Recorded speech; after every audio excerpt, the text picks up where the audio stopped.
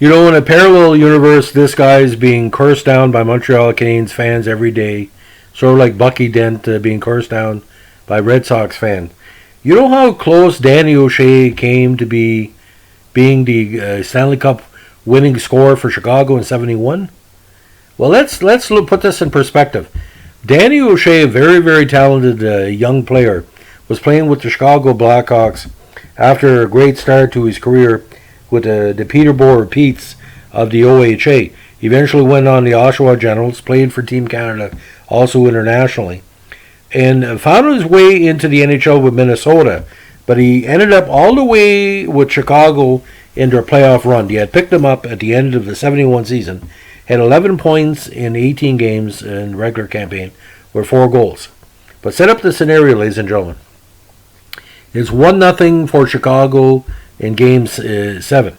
He scores probably one of the biggest counters in at the time Chicago history. At the 7:33 mark of Game 7 in the Chicago Stadium, he scored on the field from Pitt Martin, 7:33. The video is out there. So Chicago, they have great momentum. They're starting to play strong. Jacques Lemaire scores the infamous shot from the blue line, or seam for blue line, or the half mark. Gets past Esposito. Henri Richard ties it for the end of the period, and then scores the game-winning goal in the third period. But like I said, if things were a little bit different, Danny O'Shea would be a folk hero in Chicago. He would probably be making $10,000 just to sign a bunch of autographs at card shows or whatever.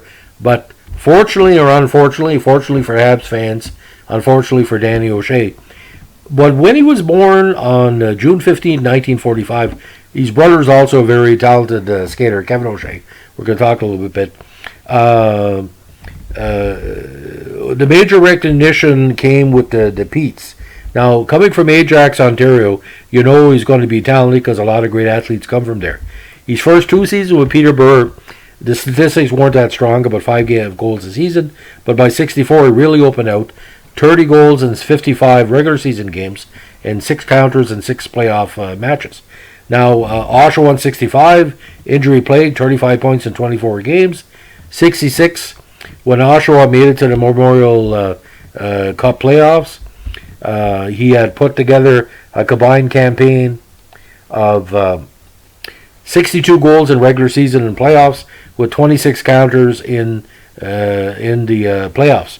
Now, he played with the Team Canada program over 2 seasons and helped our national squad win a bronze medal at the '68 Olympics in Grenoble.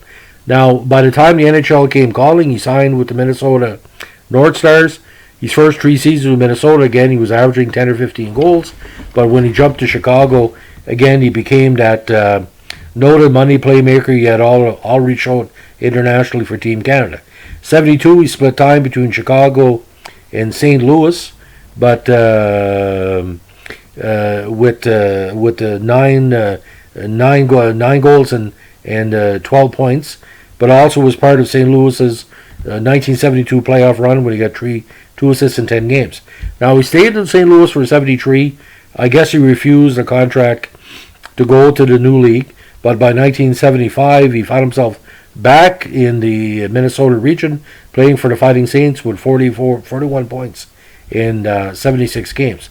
Now, in '76 he started playing for Hazy La Chaux-de-Fonds internationally with the NDA League, and ended up with some really nice totals. WHA 41 points, 76 regular season games and 11 playoff games. NHL 64 goals, 115 assists for 179 points in 370 matches, and again 10 points in 39 playoff games. But then again, my dad told me stories about that goal in '71.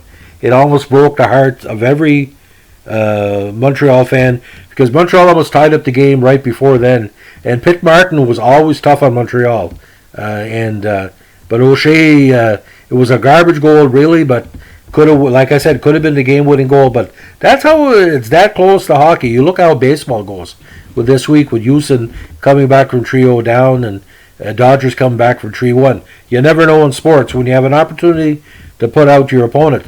And see, Chicago almost scored that third goal. I don't think Montreal would have come back. So anyway, Danny O'Shea, great player, great history lesson about Chicago, and he was, like I said, he was destined for greatness, and it only lasted about 5 minutes until Jacques and Henri took back the momentum. Have a good day. Bye.